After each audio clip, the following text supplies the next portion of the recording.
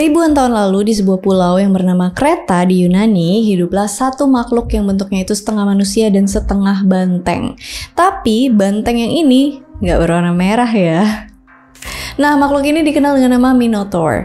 Minotaur ini dikurung dalam sebuah labirin sama Raja Minos, raja di Pulau Kreta.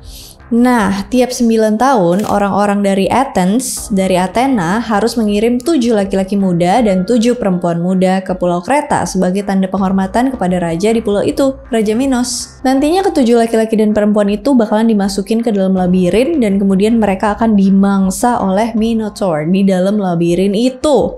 Kegiatan ini dilakuin oleh penduduk Athena selama bertahun-tahun sampai pada suatu hari ada seorang pemuda yang bernama Theseus yang ikut ke dalam rombongan yang akan dikirim ke Pulau Kreta. Bukannya mendapat makanan, Minotaur ini malah kemudian dibunuh sama Theseus. Dan berkat bantuan Ariadne, Theseus juga berhasil keluar dari labirin itu. Nah, mungkin dari beberapa kalian udah tahu cerita ini karena dulu aku udah pernah bahas kisah Minotaur. Kisah ini berasal dari peradaban Minoan yang dulu pernah eksis di Pulau Kreta Yunani sekitar tahun 2000 sampai tahun 1450 sebelum Masehi. Pada zaman itu, peradaban ini dikenal sangat maju dan terkuat di sekitar wilayah Laut Mediterania. Gimana nggak kuat, peradaban Minoan ini dipimpin sama Raja Minos yang menurut beberapa legenda dia adalah anak dari dewa Zeus dan Europa. Nah, nggak cuman itu, kalian pasti tahu legenda kota Atlantis kan? Katanya legenda Atlantis itu justru terinspirasi dari kisah peradaban Minoan ini. Kok bisa?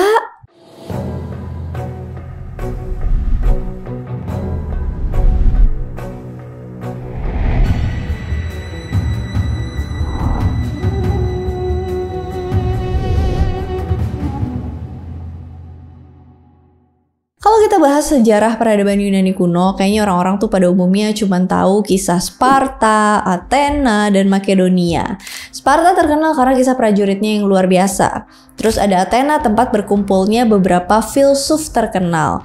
Dan Makedonia dengan kisah Alexander Agungnya.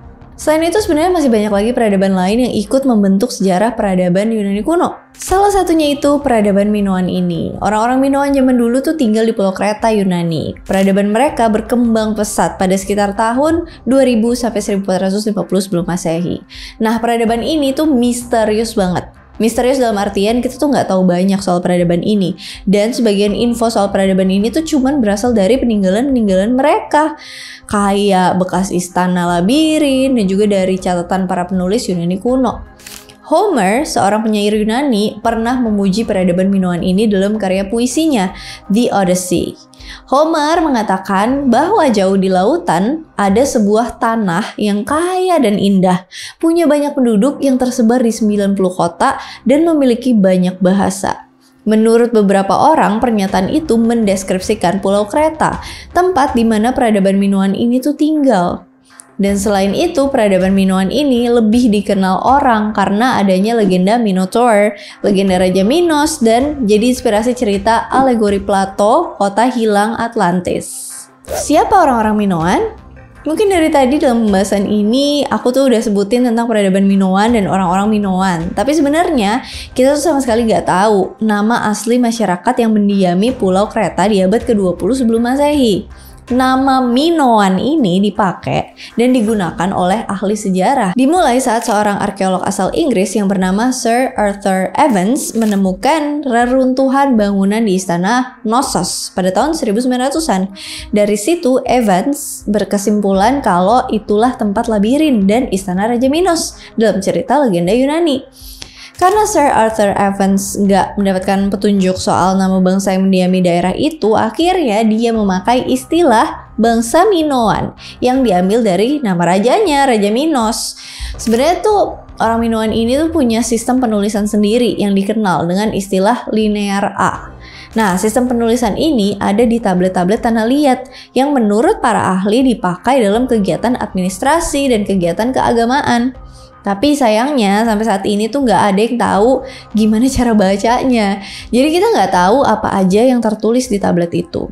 Dan karena belum ada yang bisa memahami tulisan itu, jadi semua yang kita ketahui soal orang Minoan ini berasal dari penemuan arkeologis, seni, dan catatan bangsa-bangsa di sekitar mereka. Orang-orang Minoan pada awalnya adalah bangsa periode Neolitik yang berasal dari Anatolia, daerah di sekitar Turki dan Timur Tengah.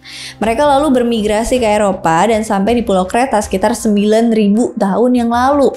Dari situ peradaban Minoan tuh tumbuh dan berkembang pesat di tahun 3000 sampai 2000 sebelum Masehi di periode zaman Perunggu Tengah. Apalagi pada masa itu Pulau Kreta terletak di tengah-tengah jalur perdagangan tembaga yang berasal dari Cyclades, kepulauan dekat Athena, dan perdagangan timah dari wilayah Asia Kecil. Tembaga dan timah itu salah satu bahan penting dalam produksi tembaga yang nantinya digunakan sangat baik oleh orang-orang Minoan dalam memproduksi alat-alat dan lain-lain. Gak cuma produksi alat-alat, mereka juga ngelakuin ekspor alat-alat dan kerajinan tangan ke sekitar wilayah Pulau Kreta.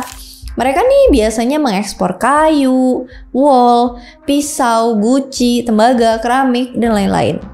Barang-barang itu kemudian dijual ke Mesir, Anatolia, daratan Yunani, bahkan sampai ke Italia. Dan sebagai gantinya, orang-orang Minoan biasanya beli timah, tembaga, emas, perak, batu-batuan, dan gading dari daerah-daerah itu. Nah, biasanya sih kalau bangsa-bangsa yang udah mengekspor barang-barang keluar wilayah mereka, bangsa atau peradaban itu tuh bisa dikatakan peradaban maju di masa lalu. Atau setidaknya punya hubungan dagang. Dan beberapa sumber emang nyebutin kalau peradaban Minoan ini adalah salah satu peradaban tinggi dalam periode awal di Eropa. Orang-orang Minoan bisa dibilang sepuhnya orang-orang Yunani. Dan mungkin aja peradaban Yunani kuno dengan segala macam kemegahannya dipengaruhi oleh kemajuan bangsa Minoan di masa lalu. Soalnya kan peradaban Yunani kuno tuh baru muncul sekitar 1200 tahun sebelum Masehi. Sedangkan peradaban Minoan udah berkembang sangat jauh sebelum itu. Nah, salah satu faktor kenapa Minoan disebut sebagai salah satu peradaban maju pertama di Eropa adalah karena mereka udah pakai sistem penulisan yang terstruktur. Padahal ya mungkin ada banyak banget yang bisa dipelajari dari tablet-tablet itu. Nah, ada satu hal lagi nih yang menarik soal Minoan ini, yaitu istana mereka. Ini adalah istana di kota Knossos, Pulau Kreta. Para peneliti menyebut bangunan ini adalah istana, tapi istana ini tuh bukan cuma tempat tinggal raja aja, tapi juga jadi semacam tempat pusat kegiatan masyarakat Minoan di Pulau Kreta. Kalian bisa lihat sendiri, kalau istana Minoan ini tuh punya banyak bangunan dan ruang-ruang, dan itu dipakai sama orang Minoan sebagai tempat administrasi, kegiatan keagamaan, kegiatan politik, bahkan dijadiin semacam tempat jual beli. Istana ini juga tempat simpan barang-barang produksi, kayak gandum, anggur, minyak, dan juga kerajinan tangan dan logam berharga. Karena kompleks istana ini punya banyak fungsi, makanya istana ini tuh dibangun dengan skala yang besar. Salah satu sumber menuliskan ada sekitar 1000 kamar atau ruangan dalam satu istana. Dan istana itu memiliki setidaknya 4 tingkat atau lantai ke atas. Jadi minimal 4 lantai.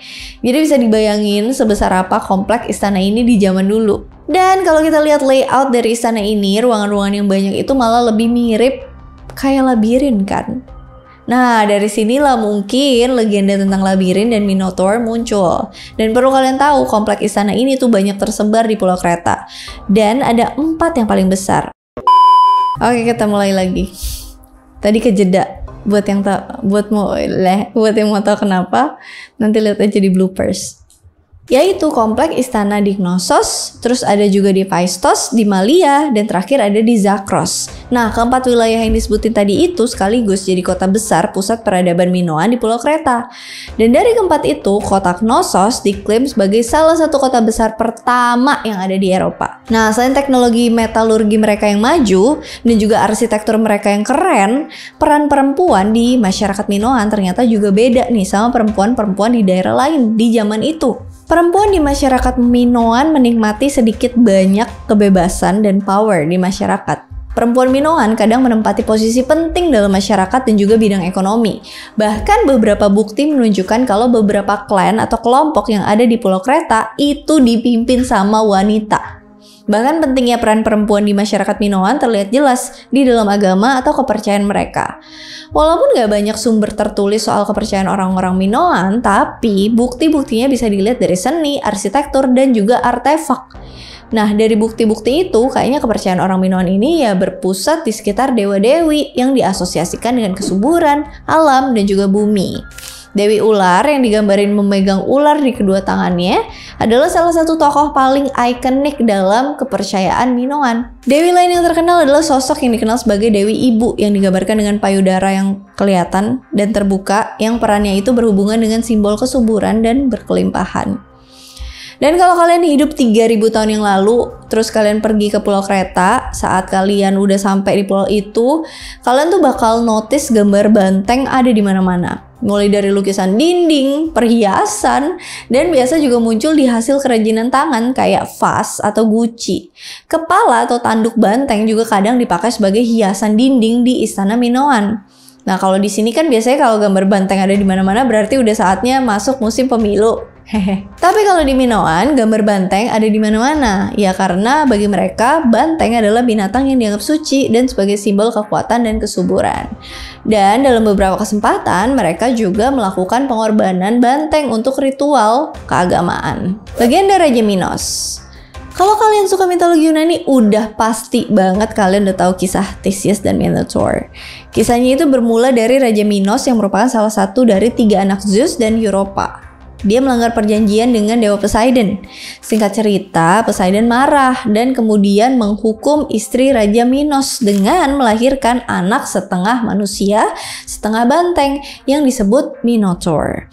Kisah ini udah aku cover di video aku yang ngebahas Poseidon. Kalau kisah tentang Raja Minos, anak dari Zeus dan Europa, jadi ibunya itu dulu diculik sama Zeus. Zeus berubah jadi wujud banteng gitu. Itu udah pernah aku bahas juga di video yang istri-istri Zeus. Jadi itu udah lama banget, monggo kalian cek aja. Raja Minos malu punya anak kayak gitu. Dan akhirnya Minotaur ini ditempatkan di labirin yang ada di bawah istananya. Dan seperti yang udah dijelasin di awal tadi, tiap 9 tahun Raja Minos tuh minta 7 laki-laki dan perempuan muda dari Athens untuk dijadikan makanan buat si Minotaur. Sampai akhirnya Theseus datang dan membunuh Minotaur. Nah, tadi kan kita udah bahas ya kalau istana yang ada di Knossos itu bentuknya kayak labirin. Terus udah jelasin juga kalau banteng itu tuh dianggap sakral sama orang-orang Minoan. Dan juga konon orang Minoan di zaman itu tuh melakukan pengorbanan manusia. Tapi ini tuh masih jadi perdebatan ya. Bisa jadi legenda tentang labirin dan Minotaur ini terinspirasi dari hal-hal yang tadi. Dan kalau begitu, gimana dengan Raja Minos? Apakah dia beneran ada? Waktu pertama kali nemuin istana Knossos, Sir Arthur Evans yang merupakan arkeolog asal Inggris sangat percaya kalau yang ditemuin itu adalah istana Raja Minos. Istana Knossos memiliki beberapa ornamen yang berhubungan dengan banteng, kayak lukisan dinding yang gambarin olahraga lompat banteng. Apalagi susunan istana Knossos ini mirip sama labirin. Tapi keberadaan tokoh yang bernama Minos itu tuh sangat susah buat dibuktikan. Ada sih beberapa catatan yang mengklaim kalau Raja Minos tuh beneran ada. Tapi para sejarawan gak yakin apakah kata Minos itu merujuk ke gelar raja. Seperti misalnya Fir'aun di Mesir kuno atau Minos itu sebuah nama raja gitu. Nggak tahu gelar, nggak tahu nama lah intinya. Jadi masih nggak ada cukup bukti kalau Raja Minos tuh beneran ada dan berkuasa di Pulau Kreta, tempat orang Minoan tinggal. Tapi nggak tahu deh ya, siapa tahu ada di antara kalian yang punya info terbaru, boleh komen. Kehancuran Minoan dan inspirasi cerita Atlantis. Orang Minoan muncul di Pulau Kreta sekitar 9.000 tahun yang lalu. Kemudian peradaban ini tuh mencapai puncaknya sekitar tahun 2100 sampai 1600 sebelum Masehi. Mereka nih menguasai perdagangan laut, membuat istana yang besar, punya karya seni dan kerajinan yang indah. Pokoknya orang-orang Minoan pada masa abad perunggu tuh perunggu tengah ya, sangat maju. Makanya nggak heran kalau mereka disebut peradaban maju pertama di Eropa. Nah, seperti peradaban lain, mau semaju apapun peradaban itu, pasti cepat atau lambat peradaban itu bakalan hancur. Ya, circle of life. Tapi dalam kasus peradaban Minoan ini, para ahli tuh nggak tahu pasti gimana dan kapan peradaban ini hancur atau mengalami kemunduran. Ada beberapa teori yang jelasin kenapa peradaban ini tuh bisa hancur. Salah satunya itu diduga karena meletusnya gunung berapi yang ada di Pulau Thera, sekarang Pulau Santorini, sekitar tahun 1600 sebelum Masehi. Emang sebesar apa sih letusannya? Mungkin kalian udah tahu letusan Gunung Krakatau tahun 1883. Yang letusannya itu besar banget sampai menimbulkan tsunami dengan ombak setinggi kurang lebih 36 meter dan abu vulkaniknya itu tersebar paling jauh sampai ke Australia. Bisa kalian bayangin kan sebesar apa dampak letusan Gunung Krakatau? Nah, menurut peneliti dari Universitas Rhode Island di Amerika, letusan gunung di Pulau Terra itu lebih besar dan lebih mematikan dibandingkan dengan letusan Gunung Krakatau tahun 1883. Bahkan, dalam artikel National Geographic ditulisin kalau letusan Gunung Terra itu 4 kali lebih mematikan daripada erupsi Gunung Krakatau. Letusan gunung di Pulau Terra inilah yang diduga sebagai salah satu faktor hancurnya peradaban Minoan. Dan kalau kalian lihat sendiri di Google Maps, Pulau Terra yang sekarang adalah Pulau Santorini itu letaknya tuh tepat berada di depan Pulau Kreta. Letusan itu bisa aja berdampak langsung ke Pulau Kreta dan kepada masyarakat Minoan di pulau itu. Tapi teori ini sih dibantah sama beberapa sejarawan soalnya nggak ditemuin adanya kerusakan di pulau itu yang diakibatkan oleh erupsi. Dan kehidupan di Pulau Kreta tuh masih berlanjut selama ratusan tahun setelah erupsi gunung di Pulau Terra. Nah, ada lagi teori lain yang mungkin bisa aja jadi penyebab hancurnya peradaban Minoan, yaitu akibat invasi yang dilakukan oleh bangsa Mycenae yang berasal dari daratan Yunani sekitar tahun 1500 sebelum Masehi. Soalnya ditemuin bukti adanya beberapa situs bangunan termasuk istana yang dibakar dan dihancurkan oleh bangsa lain yang datang di pulau itu. Kenapa yang dicurigai adalah bangsa Mycenae? Ya karena pengaruh budaya Mycenae ini ditemuin dalam seni bangsa Minoan beberapa tahun kemudian. Bangsa ini kemudian mengambil alih pulau itu dan karena banyaknya konflik akhirnya Pulau Kreta ditinggalkan dan kemudian kembali diambil alih oleh bangsa arkaik Yunani pada abad ke-8 sebelum Masehi. Itu juga cuman salah satu dari sekian banyak teori ya, bisa salah, bisa juga benar. Kisah bangsa Minoan ini menurut beberapa orang kemudian menjadi legenda Atlantis kayak yang dijelasin oleh Plato sekitar tahun 360 sebelum Masehi. Soalnya kan Atlantis tuh dalam alegori Plato dijelasin sebagai bangsa yang maju dan kemudian hilang dalam sekejap. Dan seperti yang udah diceritain tadi, bangsa Minoan ini adalah peradaban maju pertama di Eropa yang kemudian hilang secara misterius. Entah karena akibat invasi bangsa lain atau gara-gara bencana alam. Kisah peradaban Minoan kemudian diceritain secara turun-temurun dan kemudian berkembang menjadi legenda Atlantis. Sama kayak legenda kisah Theseus dan Minotaur dan juga Labirin yang kemungkinan berasal dari fakta sejarah. Mungkin hampir sama kisah banjir besar yang ada di dalam berbagai kepercayaan yang dimana pada masa lalu kemungkinan banjir besar itu beneran terjadi. Bukan cuman sekedar bagian dari cerita kenabian atau legenda dalam kepercayaan tertentu. Well, itu dia all about Minoan. Mungkin kalian sering denger ya, Minoan, bangsa Minoan tuh apa? Nah, aku juga sering denger dan aku juga penasaran. Makanya timku membantu aku untuk meriset hal ini dan itulah bangsa Minoan yang dipimpin oleh the legendary King Minos. Kalau misalnya ada yang mau ditambahin, ada kesalahan dalam pengucapan atau kesalahan informasi, boleh di komen aja, atau misalnya mau berdiskusi, saling bertukar pikiran, boleh komen aja. And as always, thank you so much for watching. I hope you guys like it and I'll see you again on my next video. Bye-bye. Ini adalah istana di Raja Minos malu punya anak kayak begitu. Apa sih? Yaitu komplek istana di Knossos. Kaget banget. One eternity later. Hahaha.